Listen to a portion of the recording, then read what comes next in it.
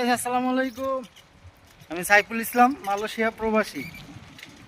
এই যে সাইকেল নিয়ে বেরিয়ে পড়ছি আজকে রবিবার। আমাদের রবিবার এবং সোমবার 2 দিনের ছুটি পাইছি।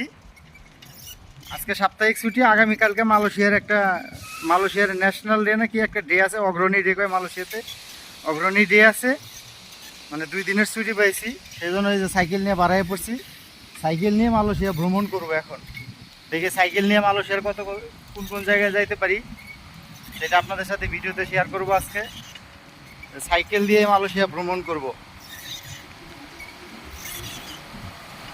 তো সবাই দোয়া করবেন যাতে সহি সালামতে সাইকেল নিয়ে মালয়েশিয়ার হাইওয়ে রোডে চলতে পারি এবং আবার যাতে সুস্থভাবে ফিরে আসতে পারি। তো ভিডিওটা একটু সবাই বেশি বেশি শেয়ার করে দিয়েন।